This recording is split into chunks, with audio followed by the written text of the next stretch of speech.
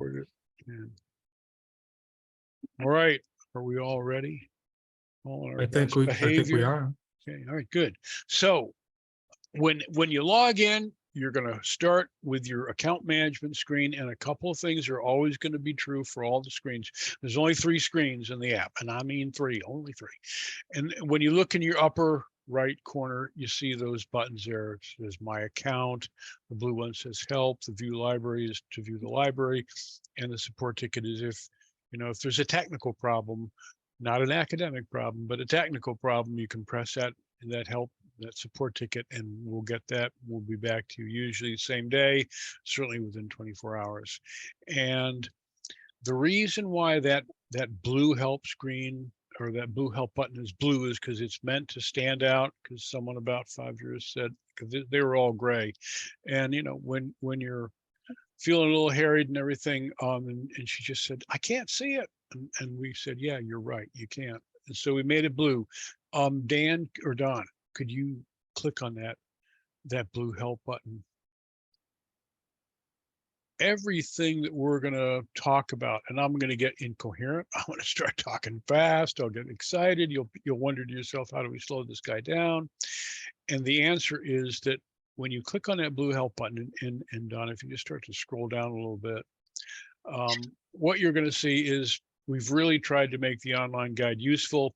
Most websites, the online guide is actually, honestly, the last place I would look for anything at all.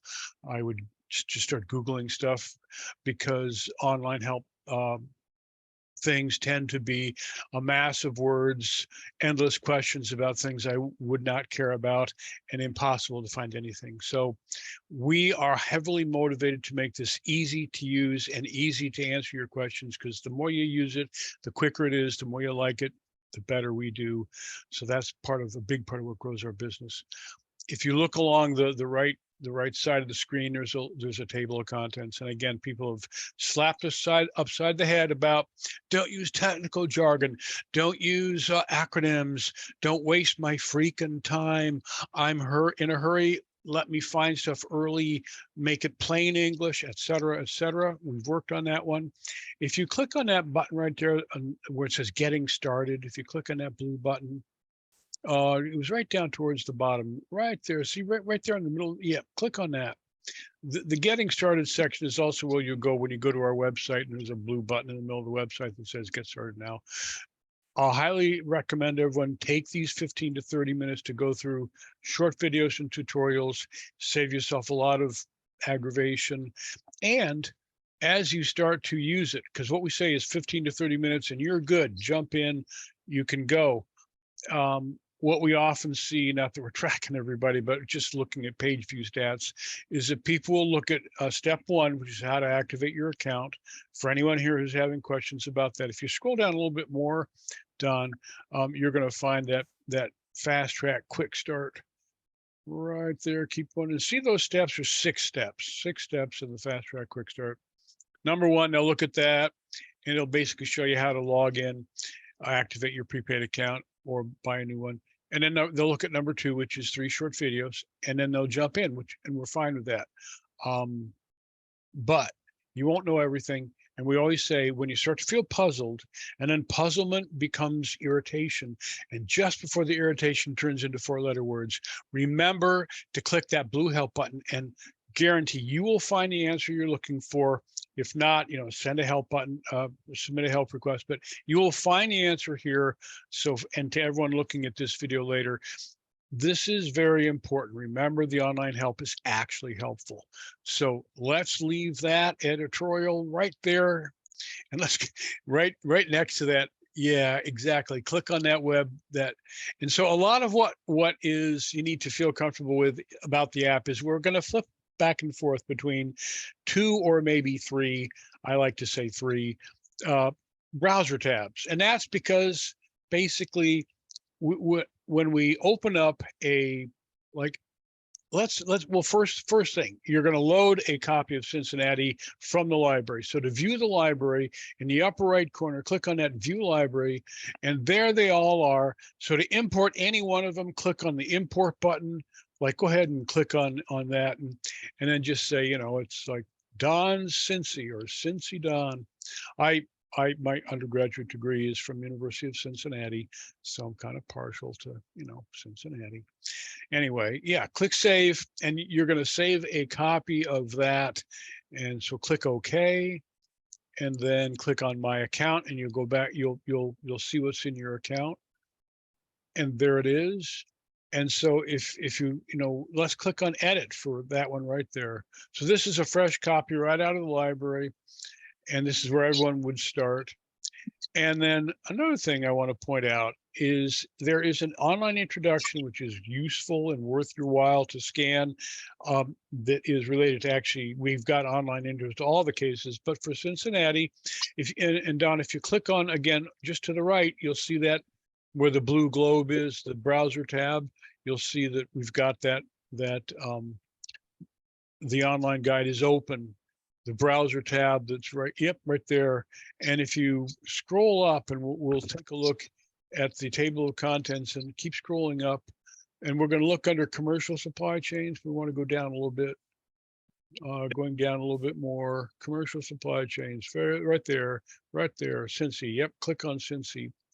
And not that we're not going to read through this all, because y'all can at your leisure, but there is useful information here. Again, we get a lot of feedback on this case because everyone uses it. This is the one everyone starts with. So the words are there for a reason. There's no marketing talk.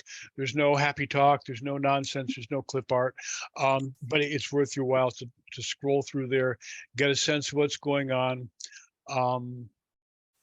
But let's, how many people here, you could raise hands or whatever. How many people have had a chance to go through the getting started section and take a look and start to play, as Don has, obviously, with Cincinnati Seasonings? How far along are we? And maybe people also have questions already. I would rather for you folks to be driving this conversation than to let a compulsive talker like myself, get his hands on the wheel and just, drive you all crazy. Are there questions right now? Let me ask Lynette, were you able to get into the case now? Yes, I was able to log in.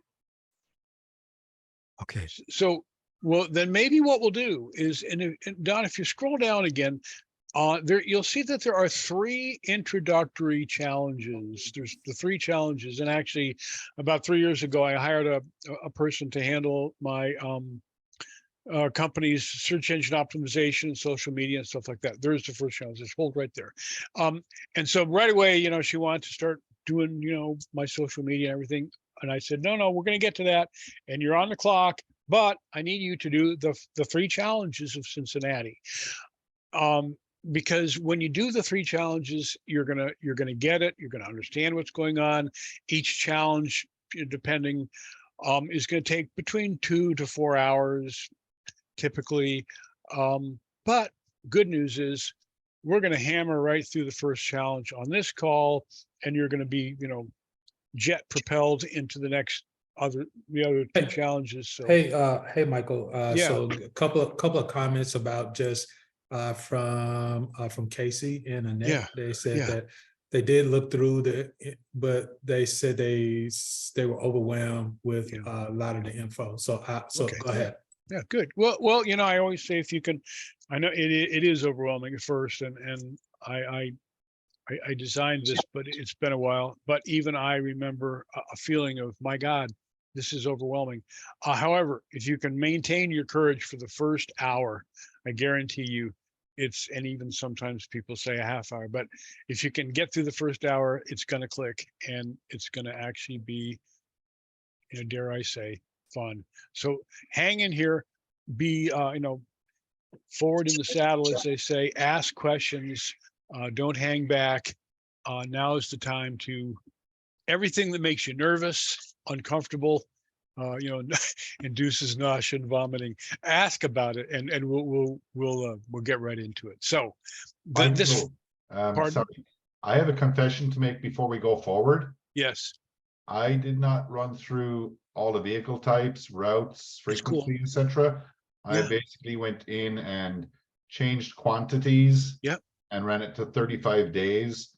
So as we're going through, if you're going to use mine as No. an example, I didn't go through all the steps. I want to put that up front. What I mean, there are, all is fair in love and war, as they say, basically, except actually, if you scroll down towards the bottom, you don't have to do it right now, but if you scroll down towards the bottom, there's a major header that says a few things you should not do. And it's right underneath the, keep going. Oh, there it is, right there, right there. A few things you should not do. So, I mean, you can cook the books, but it's very sadly easy to see if anyone has done that. You know, if you reduce prices to very low, you can make your supply chain run very profitably, right? Because you just change your price. But that's not the point. You should just accept the default numbers that are in there, but this is real software. People use it to model real supply chains. So all numbers can be typed over. It's just that, you know, who are you kidding? So those are those things right there. And then we've also set rent costs pretty high because we don't want you to be able to make a profit until you add more stores. You know, there's also a tendency for people to just cut their way to greatness, and saving money is always a good thing. However, if you can't grow, if you can't increase revenue, that's not good. As a matter of fact, that's terrible. So what this shows you is how, as you increase revenue by adding more stores, then you've got more to work with, et cetera, et cetera. So that said, let's, and Don, that's why we've got a good, a blank new model. So let's just kind of talk about how to get through that first challenge. I think that would be a good way to go. Yeah, So, I didn't go in and change prices or anything. I wanted to Good. see what happened at the 30-day mark. Yep. So I just increased the factory productivity and storage, and the store that kept running out, I increased that, and then Yep. around to 35 days. And, you know, I've been playing around with the program. I love it. It's great. Thank you. But I just wanted to bring to your awareness in case you were Oh, looking. no, I think that, I think you absolutely have the spirit of it. For this first challenge, we basically say, do whatever you need to do to get to 30 days, other than those 4 things we said you shouldn't do. Anything else is fair game. Have at it. As we say in business, you're throwing money at the situation. You're just making it happen. And then we're going to circle back and we're going to start being more strategic about it. We're going to start to find ways where we can cut some cost here, increase some profit there, that kind of stuff. So that's why this first challenge is so important, and not to get bogged down. Don't let analysis paralysis, you know, turn you into that deer in the headlights. So when if you look at this, everyone can see that when you look along the right side of the screen, the 4 entities, and we always talk about the 4 entities, every supply chain can be accurately modeled at any level of detail with instances of the 4 entities, which are, as you can see there, products, facilities, vehicles, and routes. And we only have 1 product, but Don, if you click on route or facilities, so you can see them. Now, whether you click on the facility name there in the menu, or if you click on its icon on the map, let's just quickly do that. Yeah, click on. So whenever you do that, you get a little dialog box pops up, and you can see some information about this. Now, if I was modeling a real supply chain and I really, you know, had a store there in Indy, I would put in my real numbers that I've, you know, pulled out of my SAP system or something. So, but these are the defaults that we'll all work with, and we'll go from there. When you click on some of the other facilities, like, yeah, go ahead and click on the, and so there's the factory. Now click on the DC that's just above the factory, the warehouse, that's the warehouse icon. Yeah, right there. And note something. You see that its stats, that facility stats are there in the pop-up box. And then also note that you saw that blue line, the blue line suddenly appeared, you know, and people say, hey, what's with the blue lines? How come they appear with some facilities and not others?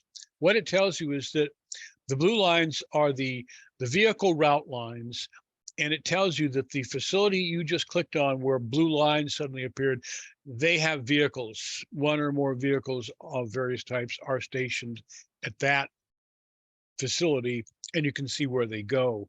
So now if we were to, because now we know that we're on a facility that does have vehicles, if you click on the vehicle tab in the drop-down menu just below there, right there, yep, And now you can see, so we've got 4 trucks. So what do you think we would do if we want to find out, well, where does truck 3 go? Right, just click on it. We are very much encouraging people to click around, click on stuff, be bold, be brave. Remember that first hour is going to be the hardest one, but click on stuff. When you wonder what's going on, click on things, try stuff. There's nothing you can do that's going to break the software. And that's because thousands of students over the years have hammered on this puppy, and which is a good thing, and then told us, oh, I just broke it. And, people have occasionally, and we fix it. So it's a pretty robust piece of code right now. And so once you've picked a vehicle, now you can, and all vehicles must have at least one and can have more routes assigned to them. So now if we click any of those, like that guy, I can see truck number 4. The others were going on single stop routes. Truck number 4 is a multi-stop. I can see it's going to Indianapolis, up to Fort Wayne, and then back to the DC. If we were to click on the routes menu right below, right there, and there it is. Now click on that. And then what I like to do is you want to, and this is good, Don, because I think you want to be able to see the map as well as the data that you're dealing with.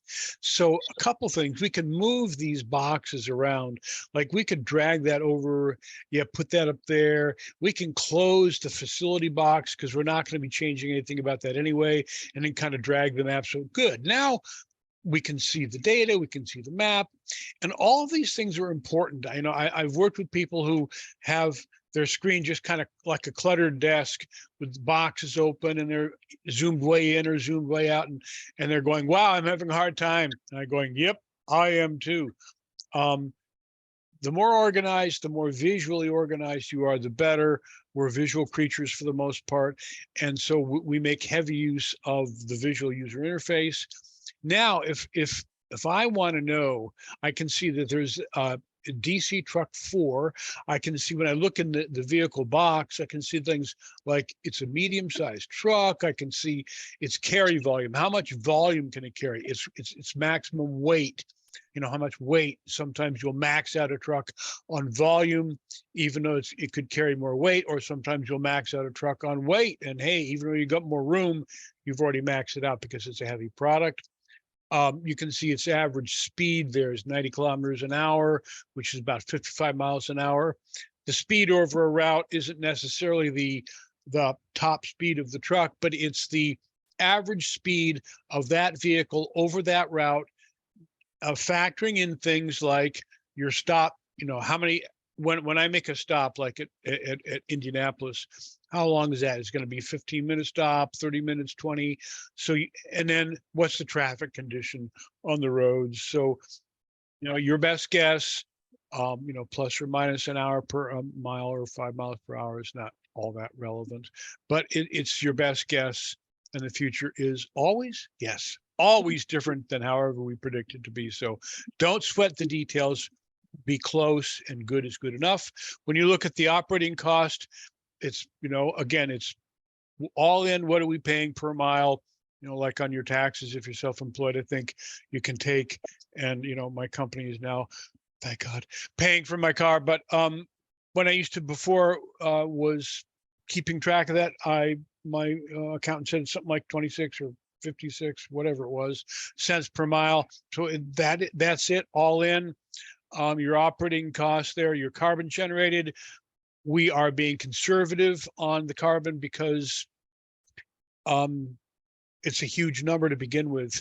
And if anything, our carbon generation numbers are low, but we want people to start to notice that a little make-believe company here like Cincinnati, to run to 30 days, you wouldn't believe how many tons, not kilograms, but tons of carbon are generated. So just something for all of us to keep in the back of our mind.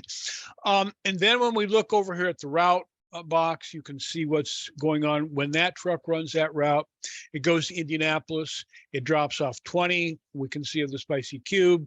It's then when it runs up to Fort Wayne, it drops off 30, and then it comes back.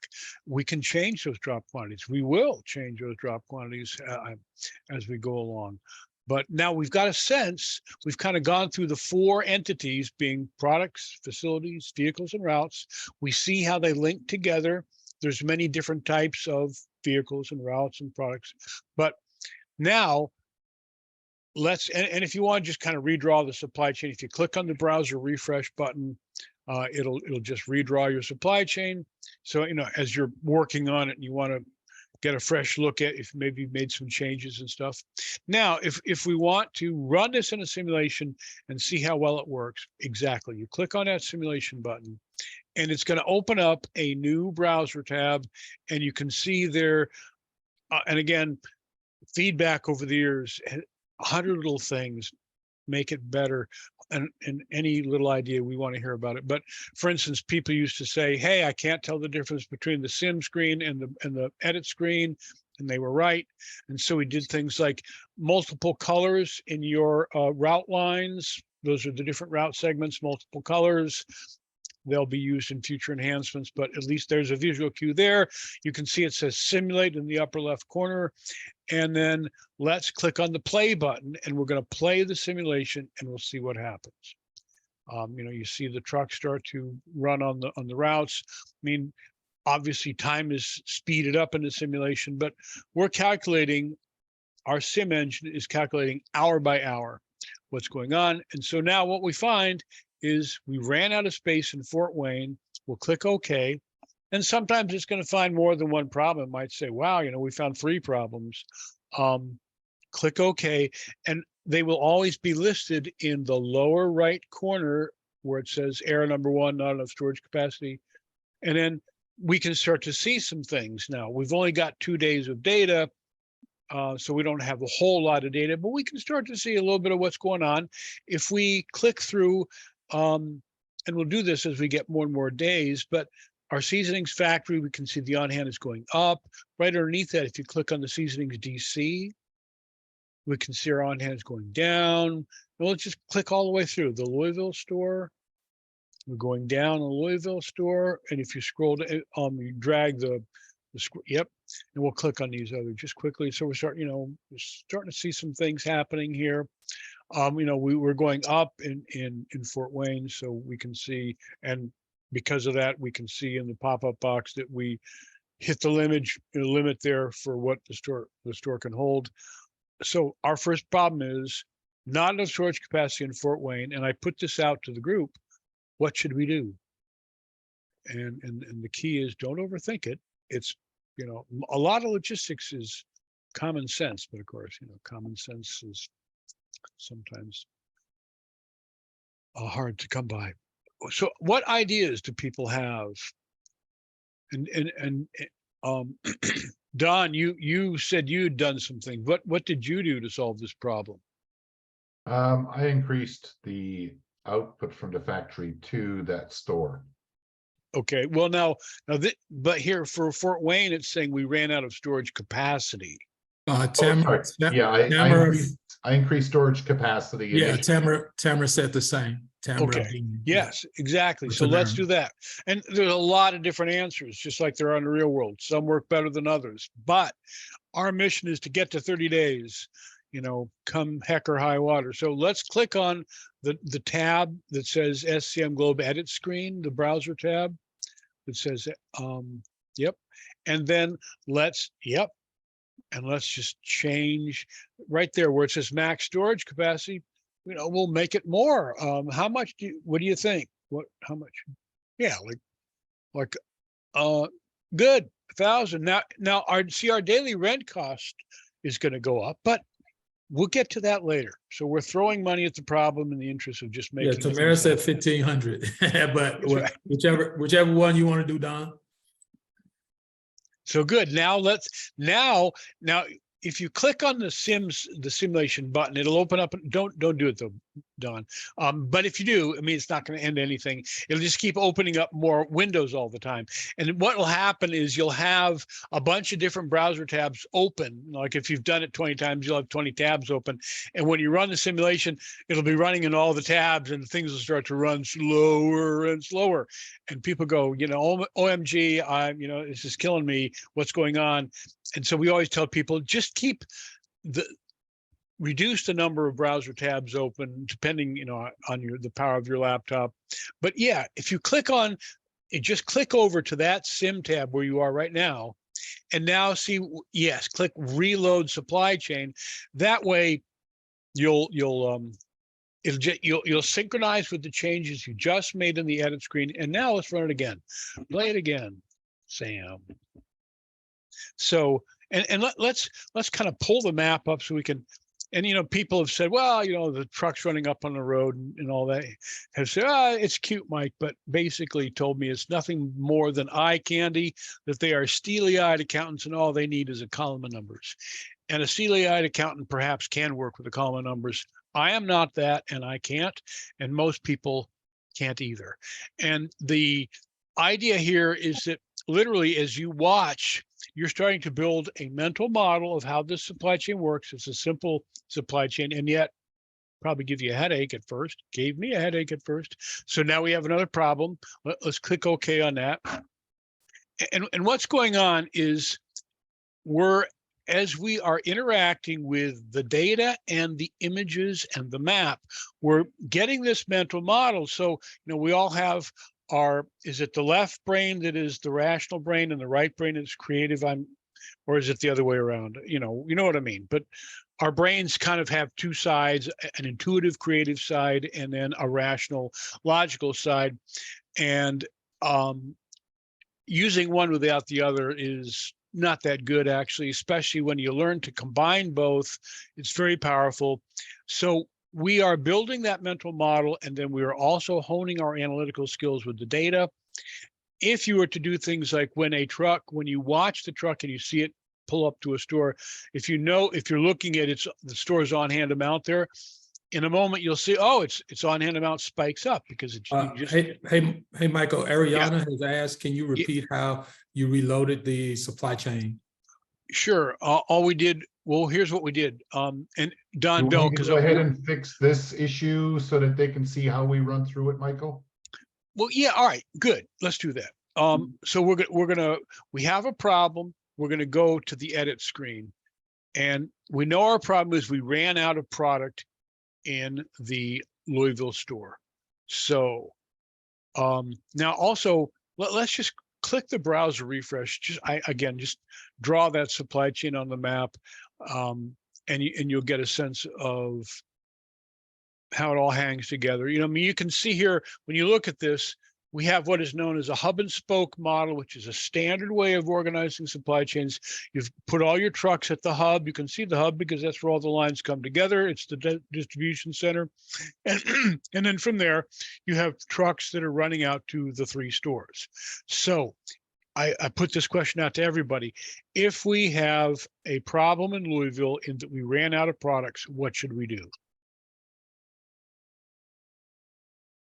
Don answered the first question. We're looking for another, and I think another person had an answer. Yeah, Tamara was answering in the chat. I think she's shy right now. Arlene says, there's Tamara. Arlene says increase supply. Tamara says get more products to the store. Yes, and how should we get more products to the store?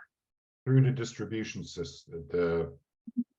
Yeah, and specifically quantity on hand.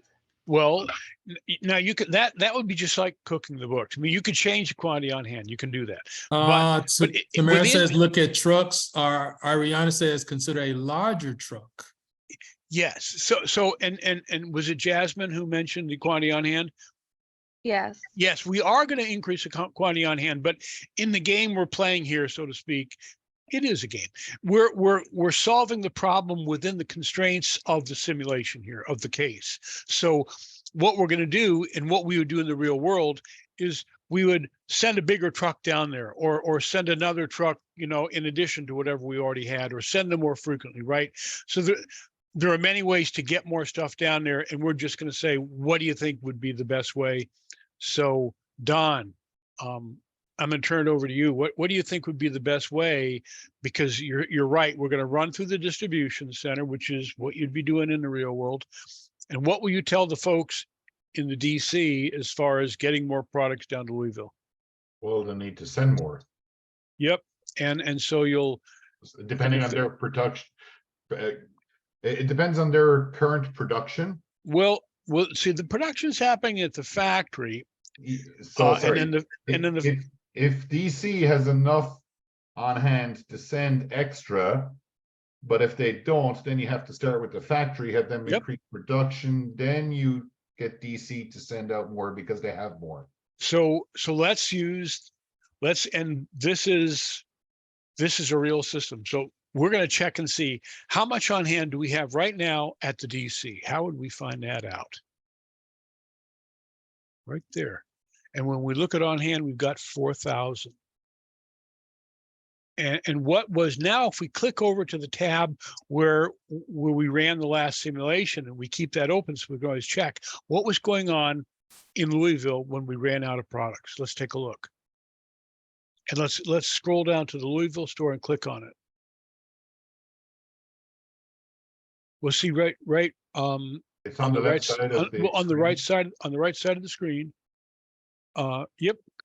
And so we can see, because I like to see, the box shows you a moment in time, which is good. And then also the trend shows you, what's going on over a period of time. You need both to really get a sense of what's happening. I mean, so we can see as the line goes down, we can see we've consistently under delivered, because every day it's going further and further down. And when you see the line goes down, what it means is, it's not rocket science, but there's a lot going on. It just means we're not delivering enough to keep up with daily demand at the store, at the Louisville store. If we look at some of the other stores, we'll see, like if you click on Indianapolis right underneath Louisville, the line is generally going up. Now those patterns mean something, but generally we're going up, means we're delivering more than what we really need there in Indy. But let's go to Louisville, click on Louisville again. So if you roll your, and this is getting really geeky analytic. I mean, I'm not saying you need to do this, but just so you realize what is here. If you roll your cursor over the little blue dots, you get a readout of, so day to day, I can see I'm dropping by about, every day I'm dropping by about 80, right? It looks to me like every day I'm, it's like 80 less. So, or is it 40? Is it 40 or the difference between? It hovers between 40 and 60 generally. Okay, all right. So we can see that we probably want to get at least another 60 down there every day, right? So, and we can see that we do have adequate inventory at the distribution center. So knowing those things, and Don, you're the manager of the supply chain. So what are you going to tell the folks at the DC? Going to tell them to increase delivery. Okay, and then specifically now, let's click over to the edit screen and we'll see the means at their disposal to increase those deliveries. So if we click on vehicles, and let's find out how many trucks and which trucks are going to Louisville. So let's click through and find out what's going on.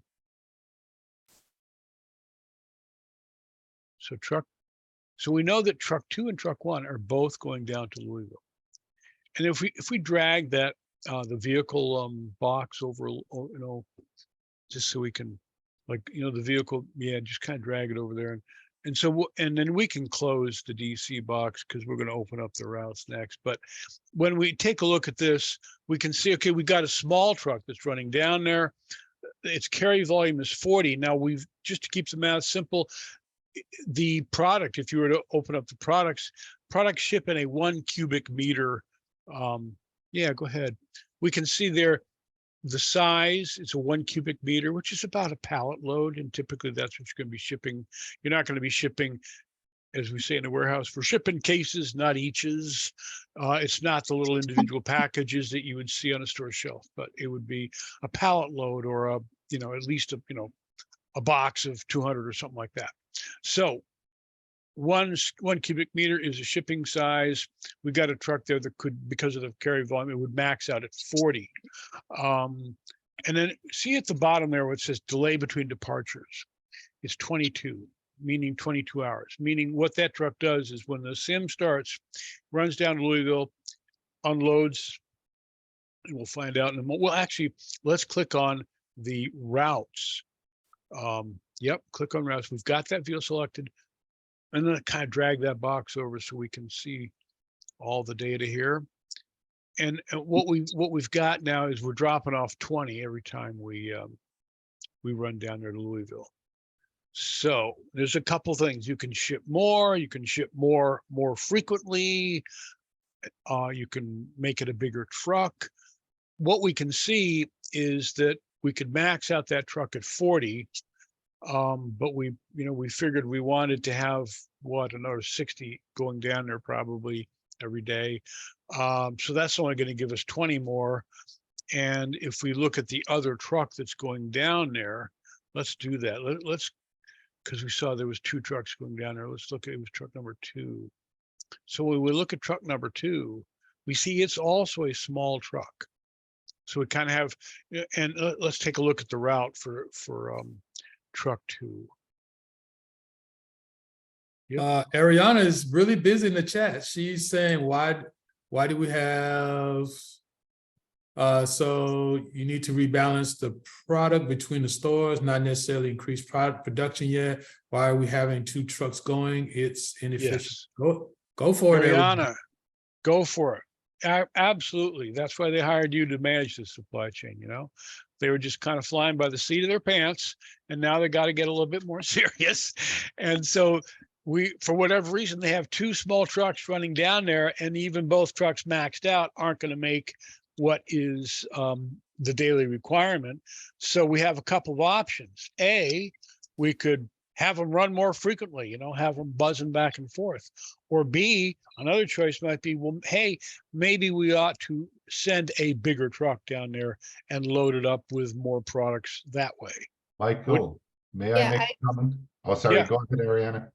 Yeah, it just, so for me, I'm still stuck on trying to figure out how to rebalance the simulation so I can make these changes. All right. And Well, just at a high level, Uh-huh. it doesn't make sense. And you've got more of a CO2 output plus the cost of labor to drive 2 trucks down and the cost of gas and time times money. Yeah. So why don't you just adjust the truck size to a larger size, Yeah. increase the capacity in the truck, rebalance the stock that's Yep. being shipped to some of the other stores to affix to the Louisville store to ensure that Yeah. they're getting product. That way you're not overproducing and having extra stuff on the shelf.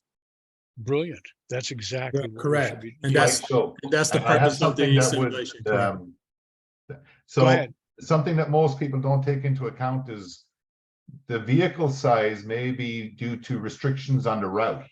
Could be that. The height and- of some trucks, the bigger trucks, they may not be able to go that route because they made have bridges that they're too tall to go under.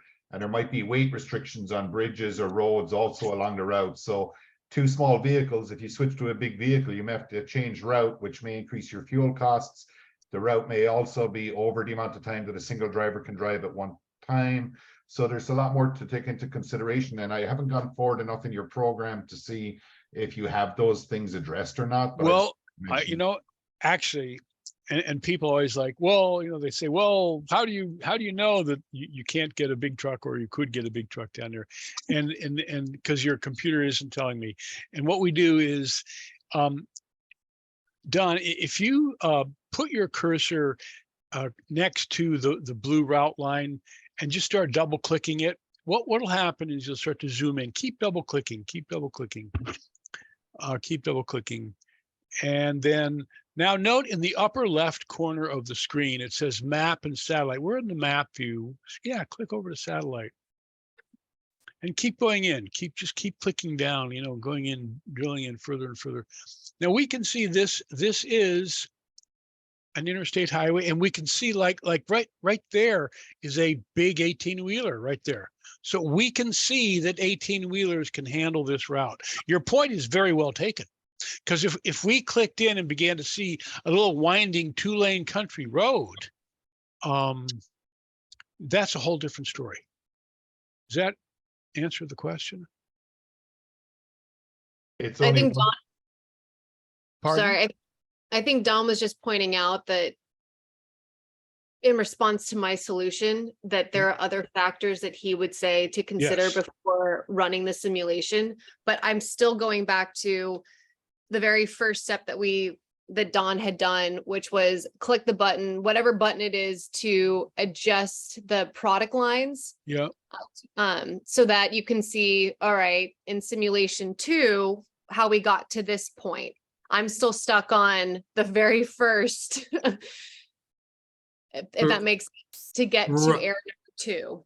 Right. So again, this is really the whole purpose of the simulation to see what solutions are. And really, I think SCM Globe is really great for really this feature that we're looking at. You can go in and out to see what satellite images you have, so to see whether your solution is actually valid. Well, Because- what if we let Ariana, do you want to share your screen and let's walk through this one and just make sure that it makes sense to you. I can't, because I'm not even at that step. Oh, well, all right. Well, here's what we want to do. When in doubt, I like to always refresh my screen and see the big picture. Yeah. And so here's the big picture. Now we know we want to get more products down to Louisville. So let's click, and we know that we have hub and spoke distribution model. We got all our trucks at the DC. So let's click on the DC. Yep. And then let's click on vehicles. Well, we got the factory there. That's the factory. So we want to click on the DC right there. Yep. And then we want to click on, and so Ariana, are you with us right now? Because what we can see is we've got 4 trucks, 2 of which, we clicked through, we found 2 of them do go down to Louisville, right? Yep. So we know that we've got those 2 trucks. We found that they're both small. If we max them both out, it's still not going to really hit what we need down there. So what we're thinking is, well, and what you're thinking is, well, let's just use a bigger truck. And then Don came up with some concerns. And literally, if you guys were managing Cincinnati Seasonings supply chain, and there you are collaborating on this. And so, and then, the question is, well, can we handle a bigger truck? We immediately did. This is extremely valid. This is not a game. We checked it out. It's an interstate. It can handle the big trucks because we can see them there in the satellite photos. So now what we're going to do is we're going to go ahead and we're going to swap out. Do we even need 2 trucks? Maybe 1 big truck would handle it. So when we make that truck 1 a large truck, we can see now its carry volume pops up to 110, et cetera. Now its operating costs go up too, but should we send, because if we kept the 2 small trucks, we would have to send 1 down once a day and then send the other twice a day. And so, Yep. In other words, 3 small truck trips is probably more expensive than 1 big truck trip.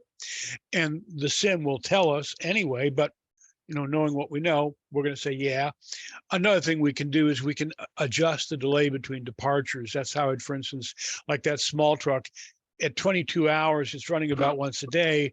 If I want to make it run twice a day, I would do what? Divided by 2, right? Make it run every 11 hours or every 10 hours, right? But we don't even need that little truck, because 1 big truck can get us at least 60 more than what we've been sending down there, because we could, if we want 100. So let's do that. So we're gonna make it a big truck. And now let's click on the routes for truck number 1.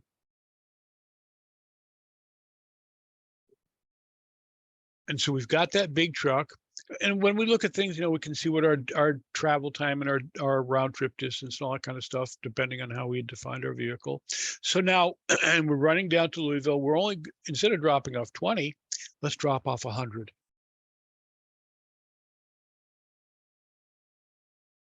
And then let's remove that other little truck, because we don't need it.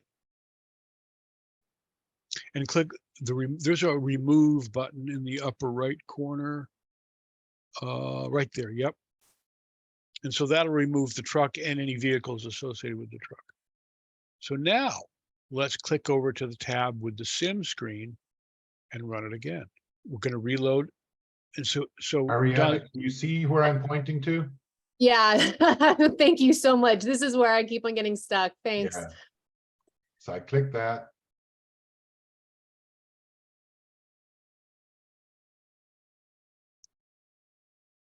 And after I click it, I press play again. yep, Okay. yep. And Thanks, that, and Don. now, you know, as you start to click through, I always think it's again, like, let's click on Louisville and see what's happening in Louisville. Look, our line is flat. Means we are matching our daily demand with our daily supply, So which we've is good. optimized Flat it. is good. Pardon? So we've optimized it.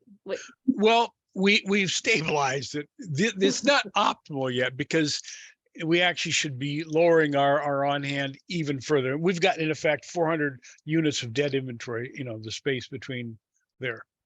Oh, I see it now. Okay. I see what you're saying. Let's click on things like, okay, so now we'll click on, okay, we ran out of storage capacity at the factory, but let's do some other things before we leave this screen. Let's click through and take a look at the other, let's start up at the top with the Seasonings factory and click all the way through. So at the factory, our on hand is going up. At the Seasonings DC, on hand is going down. At Louisville, we're flat because we match supply and demand. At Indy, we're still trending upwards. Fort Wayne, still going upwards. We've solved the Fort Wayne problem by just adding more storage space. If we click on vehicles, the vehicles tab, now these are just running totals here. So we ran the supply chain. If I go back to facilities, how many days did we get? If you roll your cursor, you can see the day. So we got to day 8. So, okay, so now if we click on vehicles, the vehicles tab, so after 8 days, here's our running costs, total carbon generated, that kind of stuff. Let's look at products. So we can see where the products are, you know, where they're running out, where they're accumulating. Click on console. Now what's going on with console is we're saving all that daily data. And when we get to 30 plus days, then we can download that data and we'll create, because we've got 30 days of data, we'll create a monthly profit and loss report, as well as we'll calculate some key performance indicators for the supply chain. So that'll kind of close the circle as far as analytical and intuitive reasoning. But we're not there at 30 days yet. So what we want to do is we want to do whatever the heck we have to do to get to 30. And if our product is not enough storage capacity in the factory, what do you think we should do? And noticing the trends here, we're going up, on hand is going up at the factory. What's happening at the DC with on-hand inventory? Going down. So we're all kind of using our street smarts and we're starting to say, hey, we could add more storage at the factory, but yeah, rent will go up. Or what if we just move more product out of the factory and into the DC so it doesn't build up at the factory? Because we know that we're always shipping from the DC anyway, so we want it at the DC. So which would be a more cost-effective solution? Thoughts on that?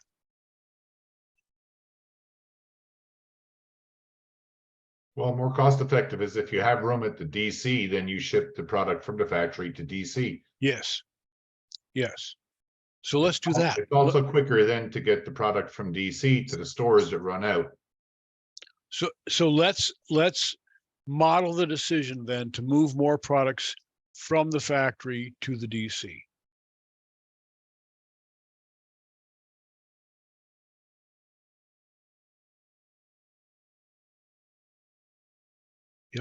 Yep. So we can see that there is a little truck. And when I look at the icon next to the factory icon down there at the bottom, I can see it's a smaller truck. I can see it's a medium-sized truck. I can see it's running every 8 hours. You know, I can make it run more frequently. I can take a look at, like, you know, now knowing what you've known now is, you know, as you're here we are in our first day on the job. We've noticed that a lot of these trucks are running only half loaded and stuff like that. But we also, exactly, you know, in the interest of just getting this ball over the finish line, we can make it a large truck like what you just did. Now let's go, we'll click update. And we'll click on the route for that. We got the factory truck, we've updated it to a big truck. Click on routes, yep. Click there. And instead of dropping 30, let's max out the truck. How much could we get onto that truck? 110, right? If you overload it, it'll let you know you've overloaded it, but we can get 110 onto that truck. So let's, on our drop, yep, right there. Let's see where it says drop quantity. Let's just make it 110. And click update. And I think we have a solution that will get us past the 30-day mark. We can go there, reload, click play. And while you're doing that, I think Ms. Tamara is on the prowl again. She's asking, do we have time to go over how to read and interpret the spreadsheet and and use that data for our SWOT analysis, Yes, we will not hang up until all questions are answered. Okie dokie. And so now, in the interest of making time speed up even further, I think it's very important to run your simulations at the slow speed, but later on, after you've seen them for a while, run them fast. So not enough storage capacity in Fort Wayne.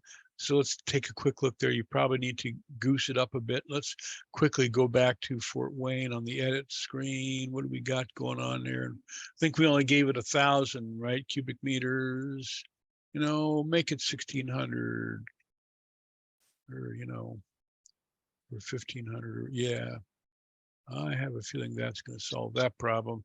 Now let's go back to the sim screen and we'll run her again. And as I was saying, you can run them really fast. The point of running them slowly, though, is that, and I know it might sound corny, but it's not, is when you watch things and you click around and you look at stuff, you're going to start to, at first you'll get a headache, like going back to the gym after you haven't been working out for a while, but it just means you're exercising the right muscles, and then it's going to start to click. And then you can run them faster and faster.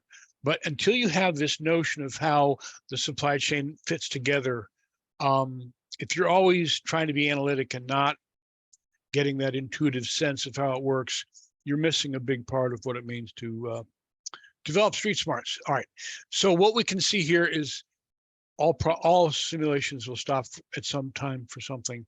But we've gotten, when you look at, we can click OK on there, on that error box, and then let's take a look. If you roll your cursor over the blue dots on the right side, you can see how far did we get. We got all the way up to how many days there at the end. Like, you got up to 32. 30.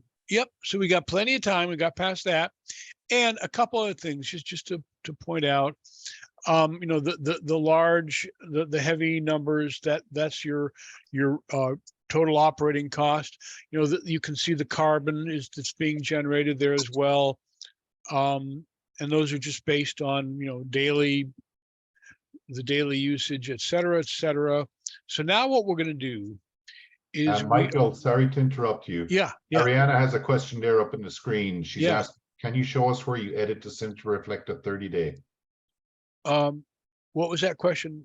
Can you show us where you edit the sim to reflect a 30-day, but we didn't actually edit the sim. We just let it run until it stopped again, which was on Correct. the 5th day. That's right. Okay. So if you click onto the edit screen, what we're doing is basically we have a little wind-up model here. And so we're, winding up this little toy, and we want to walk across the room, so to speak. Every time it hits something, we try it again.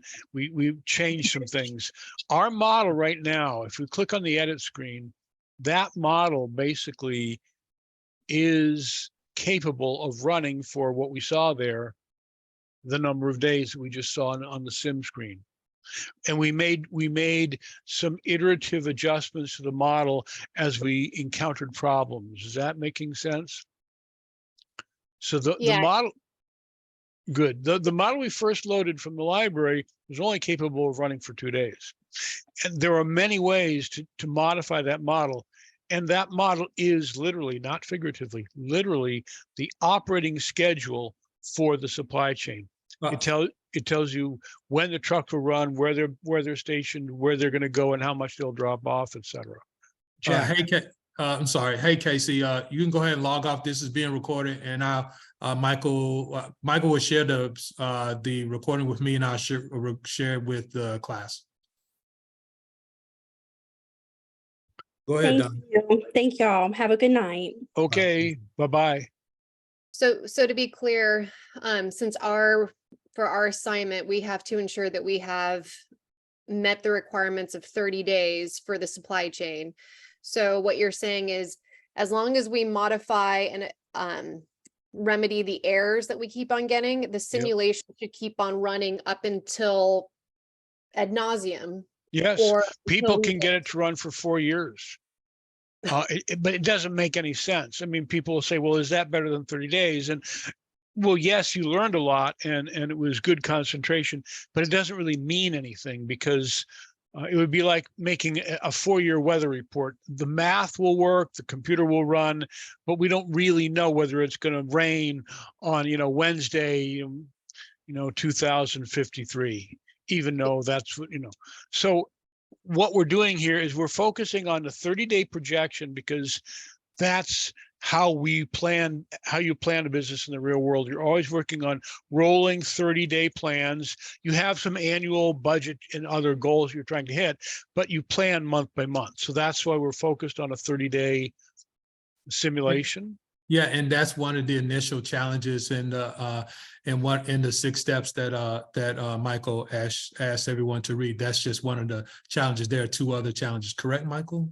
Yeah. Yes, and here's something that would be useful. Don, if you could click on the browser tab with the blue globe, where and then click over onto the online guide up there at the top. We'll just get the table of contents. As you scroll down, we're going to look for yes, right there, working with case studies. Click on that. So that's step number 5 of the getting started. And here is where, it's a good idea. You learn to swim by jumping into the pool. So you don't need to learn everything before you jump in and start splashing around. But then when you start having questions, Ariana, your questions, I think, are going to be to some large degree answered if you go through here and look, because we always have some videos, we have some screenshots, we have some commentary. So, multiple learning styles, and we kind of walk people through how to work with a case study. And we use Cincinnati as the example, but it would work with any case study. And you also note that, everyone here speaks English, but you can translate into any language you want. And then there's some pointers as you keep scrolling down, like using the 30-day sales forecasting. Keep going down. There's no single right answer. I hope what we've come up with is an answer that gets us past 30 days, but it's not a great answer. It's an answer. There are better answers. So, and as you scroll along, and some pointers it makes here, which we've already gone over, but you can see, and keep going down a little bit further. We repeat the things you shouldn't do, and then. Here, let's talk about this now. Generating a lot of performance data. As you keep going down, there'll be a little discussion, and we'll dive into it. There's some links here, like the link there. You're going to see links everywhere, and you don't have to click them all, but they're there for a reason. They're there because they're helpful, and they're there when you want them. Let's do this. Let's go and take a look at now what we do with the data that we have accumulated from the number of days that we ran our simulation. And I can see you've already downloaded that data, right, Don?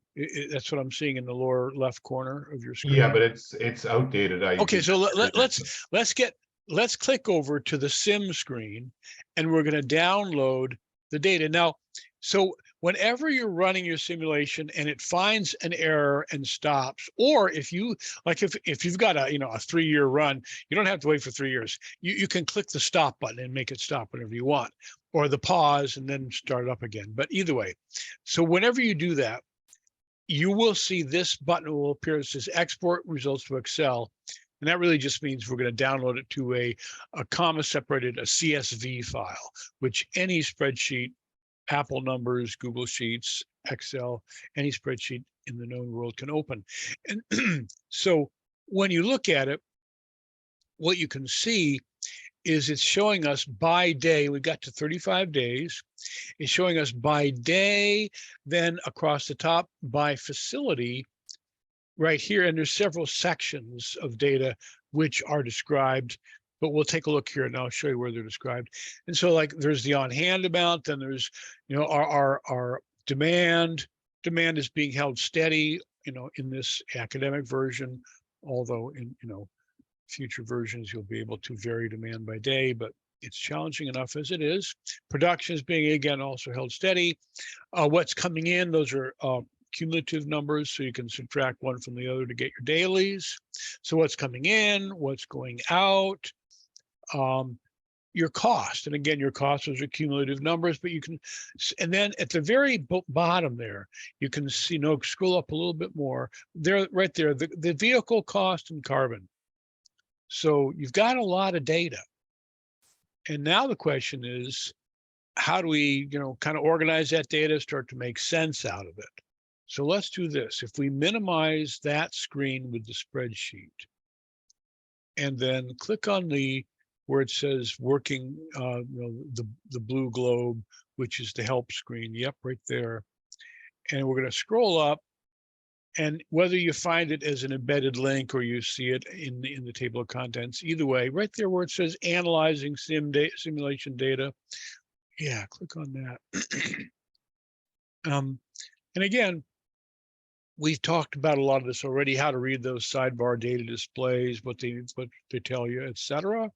And as you keep scrolling down, there'll be a discussion of, for instance, keep going down a little bit more, like there, like right, you see now this is from a simulation, the case where we've got 3 different products, but the shape and the slope of the lines always mean the same thing. You can see the little discussion, the stair steps, the sawtooth, it all means stuff. You can read it at your leisure. As we keep going down, you'll start to see, and again, a discussion about flipping between tabs. Right here, export sim data, and see, so arrow number 1 pointed to that button that popped up, which we then clicked on, that export results to Excel button, and then it'll come down, you'll see it in your lower left corner. That right there is a little video of that as well. And then as you look, we talk about the different kinds of data, your on hand, your demand, etc. If you keep going down below that, right there, importing sim data into spreadsheet reporting template. Now we'll walk through it quickly in interest of time, but know that the instructions are here. We know that a lot of times people feel a little bit intimidated by spreadsheets. There's nothing fancy. It's Spreadsheets 101. Does anyone here know what a pivot table is? I don't either. We're not using pivot tables. So don't get freaked out. And we walk you through, again, screenshots and text, what we're doing. A little video will show you the same thing. Now, right here, we'll pause right there.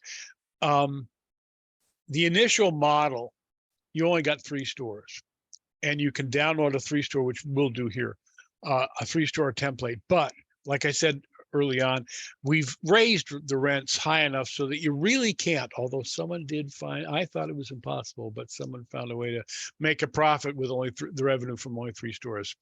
But I won't tell you how he did that.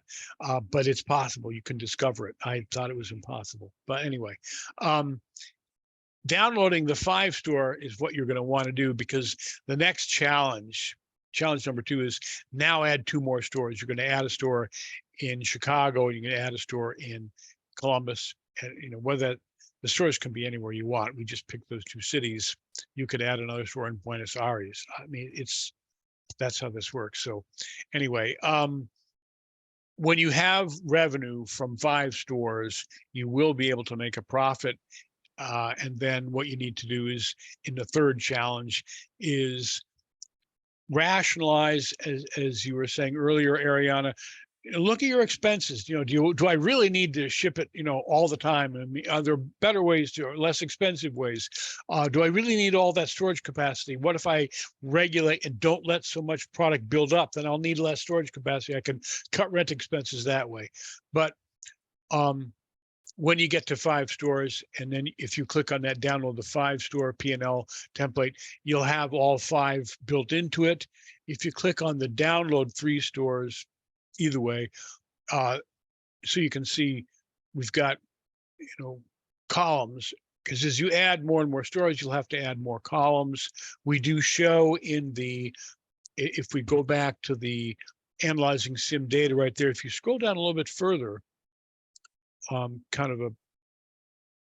you can explanation about how it's working, and a little quick tutorial about how to adding more columns as you add more facilities, and then there's some links to some I think clear and useful videos on YouTube, for people who might be feeling a little bit like they want to brush up on their spreadsheet skills. So that's a long-winded answer again. But what we'll do is, Don, let's download the 3-store. Let's go up there, because we only have 3 stores in this model right now. So we'll take a look at that. And what we're going to do is, there's a link in there. See where it says, download. Yeah, click on that. So everyone, when you download, you're gonna go out to a Google Docs document. It says you have view only, because you only need view only. Well, why is that? See where it says in the upper right or upper left corner there in large blue type? Right there. If you do what that says, then you can download a copy of this to your own computer, whatever it may be, Apple, Windows, anything will work. And then you can make all the changes you want on your own copy. So we don't want people to change the master, but yep. And then download it, and let's open it up.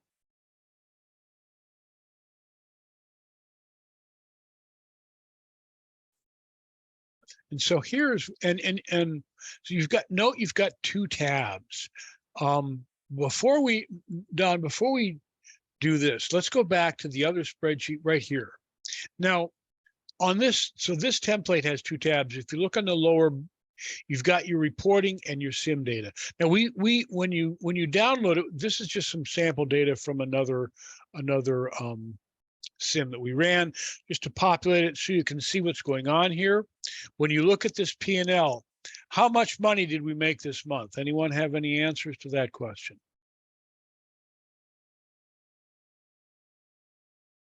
That was the income. Did we make any profit? How much profit did we make this month? Looks like we managed to lose about 20%, or we managed to lose about $1.5 million. So it's a good start in that we did get 230 days, but no one's going to get promoted with that kind of performance. So, and then you can start to look. Now, like I said, we made it so that the rent costs are high enough that you really need to get more revenue before you can show a profit, unless you come up with a really well thought out idea, like a gentleman in Green Bay, Wisconsin about 4 years ago came up with. But what we have here is, if I start to look at some of my KPIs, my key performance indicators, like for instance, my inventory days of supply towards the bottom. Yeah, and I scan across, and I look at Fort Wayne, and I go, OMG, how many days of supply do I have in Fort Wayne? Hey, Michael, let me, Yes. Yep. So a couple of questions. So I'll start with Ariana first. She asked about, I wanted to answer this question, but I think it's best for you to do so. Yeah, Does yeah. the SIM factor in hybrid or electric vehicles to reduce the carbon footprint? Well, that is a good question. And you see the carbon footprint there? That's basically saying that it took about 69 tons. 69,000 kilograms is 69 tons. And those are long tons, metric tons, which are actually a little heavier than British imperial tons, which is what we use in the States. So that's a lot of carbon for a little company with only 3 stores. And Now what you could do is and we have other case studies where we encourage people to research other vehicles and introduce new vehicles, and what would be the carbon footprint of, well, Tesla has now started production on a truck, right? And I believe there is NVIDIA. No, not NVIDIA. They're the chip makers, but there's an electric truck maker, starts with an N. Can't think of the name right now. But there are several companies, and there's some European companies. I think Volvo being one of them. A lot of people are working on electric trucks or hydrogen-powered trucks, or there's various different kind of vehicles. You can define your own vehicles, and you can say how much carbon they generate. And we'll believe whatever you say because it's up to you. And the second question is from Ms. Tamara. She says, are we supposed to copy and paste our own SIM data into the Yes. second tab? Yes, that's exactly what you should do. And that's what Don was going to do. Don, before you do that, let's click over to the Analyzing SIM Data tab right there. You can see it on, your browser tab that has the blue globe on it right there. And then let's scroll up a little bit. And what we're going to do is we're going to see right here, and we'll scroll up a little bit more right there. So, and to everyone's question about how do we cut and paste, here it is, that explanation. We don't need to read it, we'll do it. And then as you scroll down a little bit, for instance, note some things like don't just highlight and press delete. You want to get rid of the whole row itself.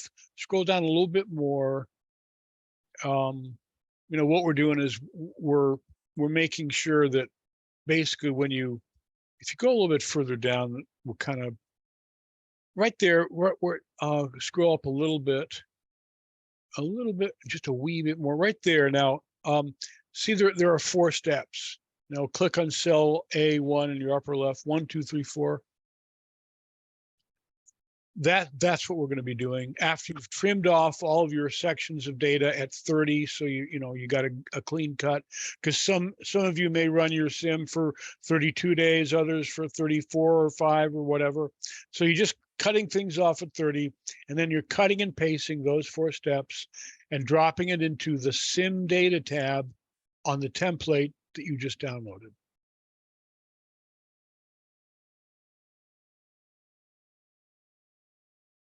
So you can see this has all been trimmed off. You can see right there, everything is trimmed off to 30. Don, if you open up the spreadsheet that has your downloaded SIM data, you'll because I Just the think one you're talking about? well the spreadsheet that has the downloaded data, that when you clicked on your SIM screen. Oh, you mean mine? Yep.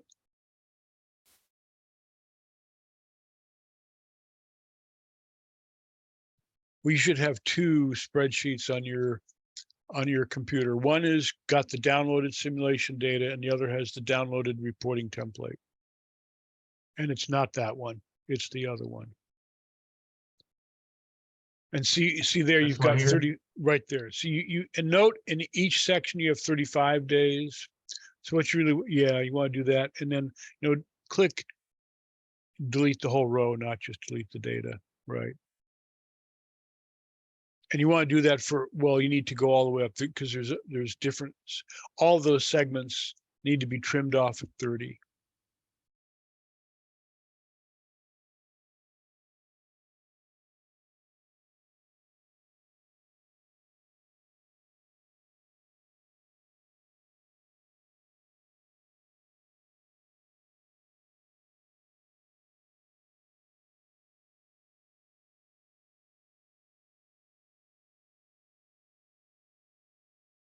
So good. Now if you copy all of that and paste it into the sim data tab on the template, presto.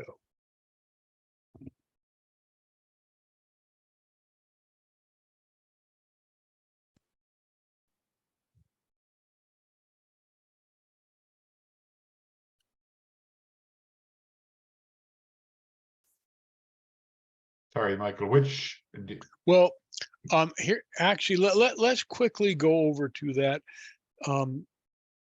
the online guide, and let's look at those 4 steps, because you don't want to do. And so right there, see where if you literally do exactly what that says, you will literally get exactly what you need. The mayor's on fire. She's at Control A and Control V. Thank you, ma'am.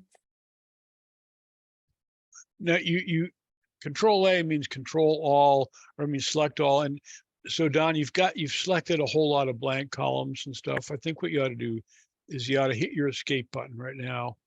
There you go. And then when you look on those 4 steps, it said, first of all, place your cursor in row 1A. So there it is. Now, if you go Control A, it'll select, there you go. Now you've selected all the data. And now go Control C for copy. Now we've copied all that data. Now go to the other spreadsheet. Yep. And go to the sim data tab. Yep. And then go and put your cursor in 1A again. And then go Control All. Well, and then kind of drag it all the way down. I don't know, it looks like, but what you want, yeah, just drag it all the way down. Keep going a little bit more. There you go. And now if you type Control V, meaning insert what you have, now this is new data. That's the data that you just downloaded from your simulation. And now if we click on the tab that has the P&L reports, well, it looks like the data is the same.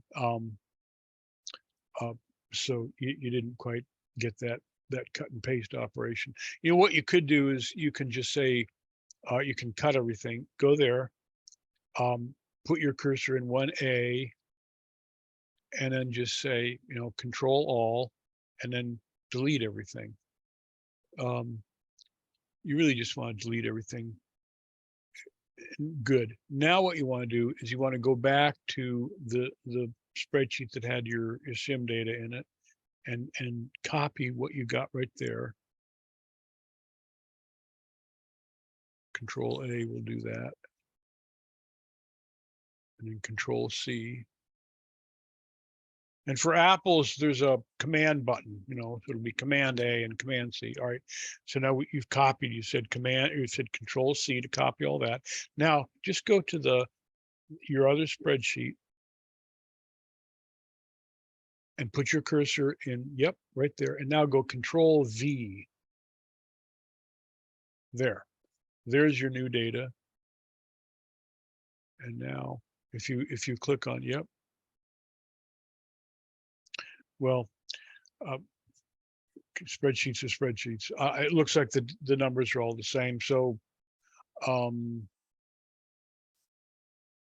let's take a look. If we look at the sim data that you downloaded, if you look at some of do we see that, like your products sold in your stores, are they the same? Sometimes it gets confusing when you're cutting and pasting, but the spreadsheets work. So if it's not working, and people say, oh, gee, the spreadsheet isn't working. No, the spreadsheets do work. So it's just a matter of, you need to make sure you're cutting and pasting the right data.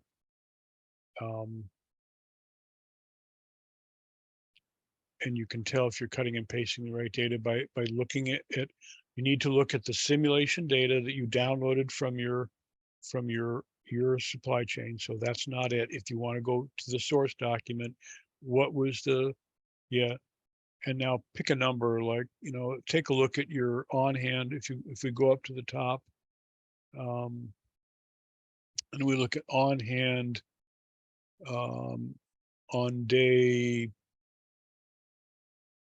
like day 30 here, we had 286 and 6040. Okay, now let's go and look at the sim data tab in the reporting template and just make sure that we got the right data in there. So, you know, like, all right, looks like you do have the right data there. So yeah, all right, it's good. I just thought there would be a bigger change because maybe we had lost 1 point. Maybe it wasn't.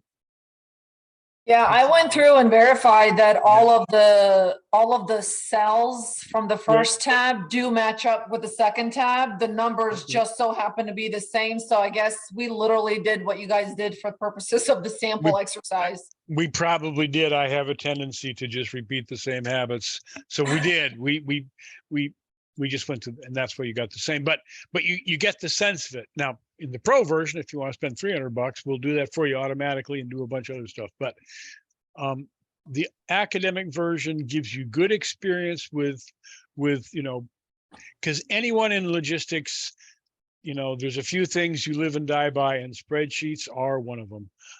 So everyone is expected to be able to find their way around a spreadsheet, and this is just good practice for that. So you can see, though, every time now when you look in here and you start to look, like if we click on the P&L report data tab, and you start to look at, like, as an accountant, you're going to start to look at things like you know, the cost of products sold, and you'll start to look at your transportation expenses and things like this. And you'll look at and then as an operations person, you're going to be looking at your inventory days on hand, or you look at things like your beginning inventory and your ending inventory. Look how much it's gone up. Your percent change in inventory for the whole company. Let's drag that back. You can see you've gone up practically 80%, 79.84%, and your percent change in inventory. You're producing, I mean, that's going to tell you right away, you're probably producing more inventory than what you need. And hint, you are. But this is the kind of stuff that comes out. So, you know, you're developing that street smart intuitive sense. Then you're honing your analytical skills. Now you're starting to say, you know, you're merging the two. You're learning at a pace that may take you months or even years in the real world, but these simulations, everything, except for how to, you know, change the icons, I suppose. But whatever works in the simulation will work in the real world. If it works well in the simulation, it will work well in the real world, assuming you've described the real world accurately enough when you define your variables. So what you learn and what works here will work in the real world. And as you start, these are fairly straightforward, but there's a lot more KPIs that could be calculated from the data that you have. We're only suggesting these, but you can add your own if you wish. A lot of people have their favorite ratios and things, both financial and operations. So have at it. Michael, I have a question, if I may. Yeah. And it may be, I know that a lot of different people have different views on this, but yeah, as looking at it from an analyst's point of view, the vehicle carbon footprint is the end user vehicle carbon footprint. It doesn't include the carbon footprint throughout the entire build process of the vehicle, the carbon footprint of the factory, the batteries and everything else. So that's one thing that going forward, the vehicle carbon footprint that's used in the simulation data is the end user. It's only what the vehicle expels during that month of operation. Yeah. That's correct. Not the total vehicle carbon manufactured and everything. Yeah, that's from correct. cradle to grave. Yeah. Yes, absolutely. And we're not really that vehicle carbon footprint. We're not including the facility carbon footprint.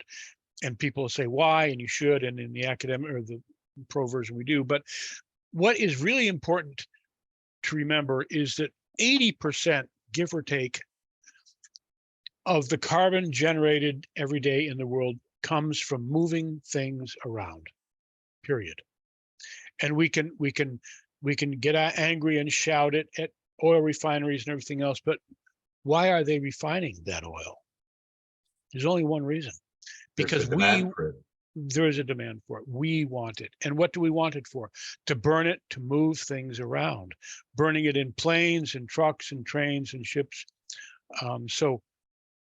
We're really focusing on the transportation carbon footprint, because that's where you can make the biggest. I mean, we can certainly make low carbon factories and things, and that's good, and we should, and we are. But most of the stuff, and if you want to talk about moving things around, talk about airplanes, talk about flying private, especially. You know, jet airplanes generate off the chart amount of carbon. Then the next is automobiles, you know, trucks and cars. Then below that is railroads, which are pretty good. And then actually the best are ships. You know, Well, we used to have carbon zero ship. they were called sailing ships. Yes, they were called sailing, and people weren't happy with the amount of time that it took. No, nor journey. the way they handled it in a storm either. They weren't Yes. happy, and I wouldn't have been So- either. My God, get me out of here. So there's an So- offset. If people want to Yes. reduce the carbon footprint, you have to give up something else. And the problem Yes. is nobody wants to give up anything. Precisely. So, and then human beings, being the ornery, you know, creatures that we are already, certainly this summer, if we haven't noticed before, we're dealing with things that are not, you know, normal. There is a new normal happening, and it's going to continue. And there is something called exponential increase. You know, as the forests in Canada continue to burn, and they are burning in places that there aren't even roads, so we can't even get to them, that releases more carbon. And as we continue to have wars, how much carbon do you suppose is released every day in the Ukrainian conflict? So these things are accelerating, you know, the atmospheric load of, you know, greenhouse gases. So we're going to have to cope with this. And it's not like we can just ignore it and turn up the air conditioning, but you know, it's going to be many things. And supply chains are at the heart of it. Our culture stands on supply chains. And if the supply chains break, our culture will collapse, period. We can't let that happen, and we won't, and we'll figure it out. Correct. But there are no But- easy answers. Yes, correct. If you look at particularly during the COVID pandemic and just recently with the baby formula challenge or supply chain challenge. I mean, again, folks were at their wits' end to produce more of this of the baby formula for population. So it's supply chains are very critical. And again, this is one reason why I really love this simulation. It really gives you the opportunity to at least run a realistic perspective of what things involve and what impact it has on delivery. And things like, you know, the carbon footprint, you know, all is not gloom and doom. There are companies, and we've worked with a couple of them, that are developing airships. What? Airships? What the heck is that? Well, number one, you don't call them dirigibles, because as soon as you say that word, whether you were there or not, whether you're of any generation, I think we all know this image of the Hindenburg exploding in flames. You know? And so we never call them dirigibles, but we call them airships. And there's a lot to recommend with an airship. It can carry a load almost as big as a small ship. It's an airplane, but it's not a jet airplane, and it's ton miles. The carbon generated per ton mile ain't half bad. And for delivering things like, you know, big, heavy, bulky stuff, which we tend to be using trucks for, if we switch to airships when there aren't rivers and seaports to use ships, that will make a difference. Although, you know, airships have a whole nother set of issues you need to deal with. But there is one way, or going to electric vehicles, and then all right, then the other big place we generate carbon is in power plants, of course. So if we all use electric vehicles, then we kind of concentrate our problem on the power plant. Now we have to come up with some other way other than burning coal or burning fuel, petroleum. But all of these things have trade-offs, and all of them have pluses and minuses. And that's why I find supply chain so cool. I'm getting so excited because it's the foundation and everything else sits on the supply chain. So even though we may come up with some brilliant idea right now, what we're all trying to talk about is where do we find enough lithium and rare earth metals to convert our automobiles and trucks to electronic vehicles? That That's a is big, correct. big thing. How can we compete with China that And has the Chinese right now have a corner all the on those lithium? markets. And to some degree, we leave them to do that because mining lithium and some of the other rare earth metals requires massive amounts of stuff to be dug up, refined for small amounts of lithium, and it creates environmental havoc. And we have let the Chinese more or less screw up their own environment rather than, we could start chewing through the Rocky Mountains. Where you find mountains, you will find minerals. Why is that? It's because the Earth's crust has been pushed up, and the heavy metals that would sink to the bottom during the planetary formation get pushed up. So where you find mountains, you will find minerals. We could chew through the Andes and we could chew through the Rocky Mountains and we could get that stuff, but at what cost, right? And, so all of these things, we're going to be confronted with them, and hollering and coming up with single line slogans will probably be useless as an approach going forward. So these kind of things start to let us wrap our minds around what's going on. Michael, Yes. Omar Bradley, a U.S. general during World War II, Yes. famous for being quoted as amateurs talk strategy and professionals talk logistics. Well, there you go. And Exactly. warfare has driven every advance in mankind in recorded history. So you're not going to have advances in technology or any other advances without warfare and successful. We're a violent they talk species, and it logistics. saddens me to say that. Yeah, And we got to figure out some way to channel our violence into something that is more socially constructive. And I think we are. gladiator. If we don't, we're toast. I think we are. And we're doing a lot of work now. Well, I hope to do a lot of work. I want to do more with disaster response and certain military organizations for the reasons that you've pointed out, Don. And the military right now is grappling with this whole issue of everything from carbon generation to what we call contested logistics. How do we get enough stuff? If you look at what the Russians are, what really the Russians ran into in their first desperate lunge was that they ran out of gas and they ran out of bullets. Is a tank still a tank if it doesn't have gas? No, the answer is no. It's a target. It's not a tank. So, all of these things are coming together. They're converging.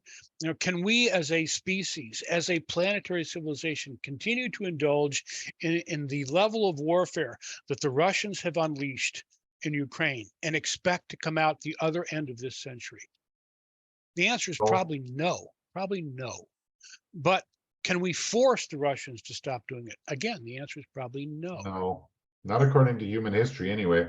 No. I mean, we have had, okay, they weren't world wars as how we judge them today, but at the time that the known world, they've had world wars before, and most of those civilizations don't exist anymore. So no, we generally cannot conduct warfare on the level that is We're currently currently going on over there and continue to Yes. come out the other side a better civilization. No. And we're going to need the Chinese. We don't have to trust them about everything. We don't have to be their best friends everywhere. But we will all, us, the Russians, the Chinese, the Europeans, the Asians, Indians, we are all going to have to figure this one out. There was a US president once who liked to say, "My fellow Americans, let us reason together." And I think BRICS is definitely an interesting aspect We have not diversified. America has not. The world did not diversify their logistics, supply, and sourcing. So COVID taught us that, you know, most of the stuff was made in China. You couldn't get it during COVID. So now countries are diversifying. They're, you know, going to other countries. They're getting more than one source to supply materials. But then you run into the business aspect of, well, if I have this secret patent, I don't want anybody else to have it. That's right. So again, And it's more expensive.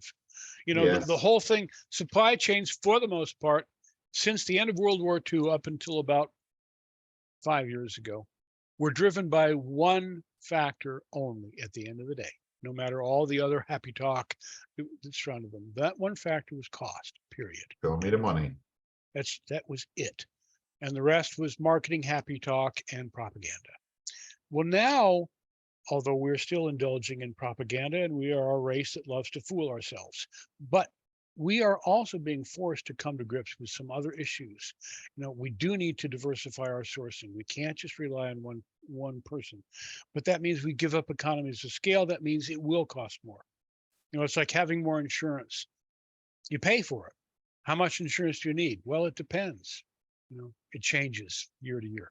So those are the issues that we're up against. And I hope that these, as you deal with these simulations, you get a sense of, you know, people have said, no, I'm trying to reduce costs, but every time I reduce costs, well, I run out of products. I go, you know, welcome to the world. There's no easy way. This isn't a simple linear model. It's everything is connected. So you can't just think about reducing costs or just think about reducing transportation, you know, drive times or reducing inventory. You have to consider them all together. And it's a relatively simple supply chain. Imagine what a big one is. And there's some big ones in the library if you have a mind to take a look. There's a real one based on work we did with a company called the Java Furniture Company. Made up name, not the real name, but European company, about a $2 billion operation, making really cool upscale furniture out of sustainably harvested teak wood, operating out of the island of Java in Indonesia. There's an example of, and they want to reduce their carbon footprint, and they want to expand their supply chain to support rising sales worldwide, et cetera, et cetera. But it gives you a sense of what we're going to have to grapple with.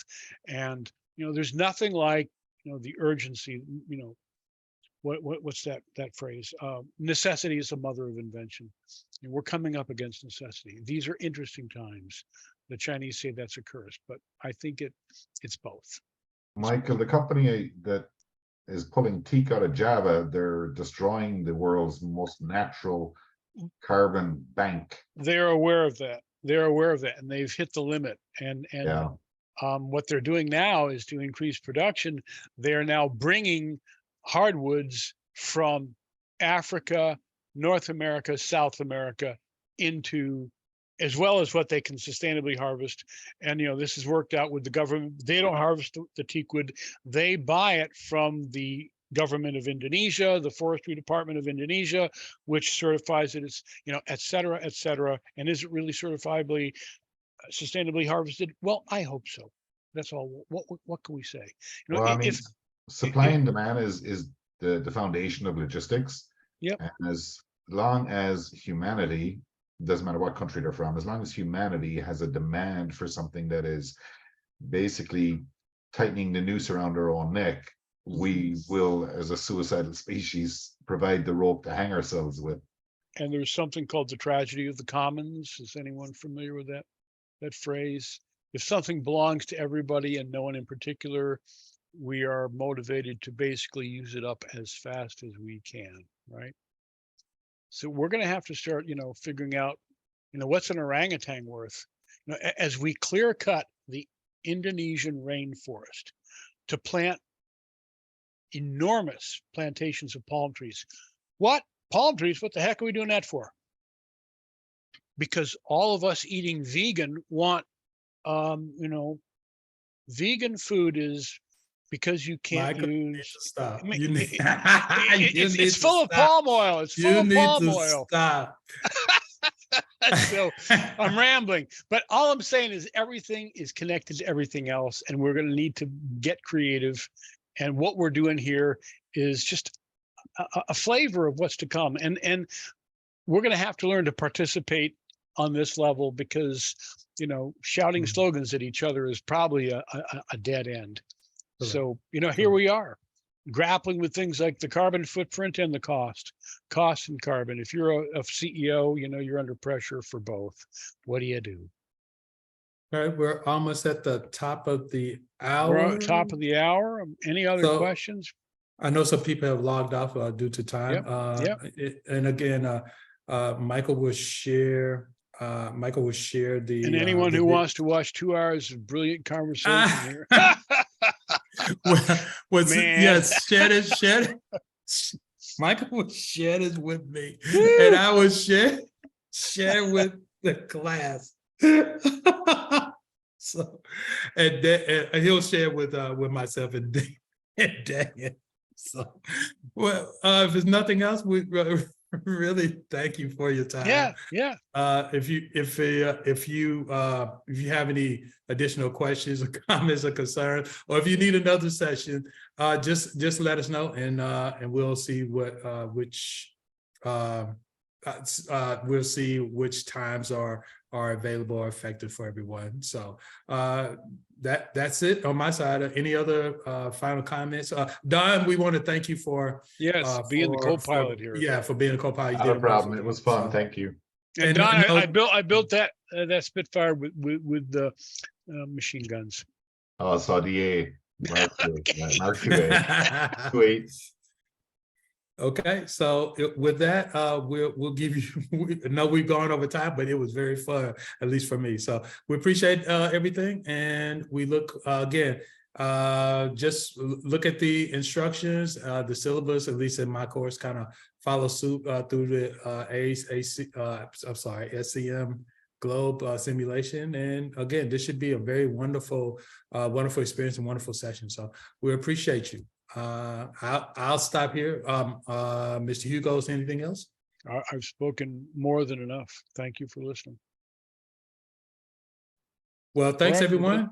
I'll like I said, I'll hit the end button here, and you'll see this if you have the patience, and if you're really smart, you can just read through the online guide. Okay. All right. Thanks, everyone. Have a good night. Bye-bye. All right. Bye-bye.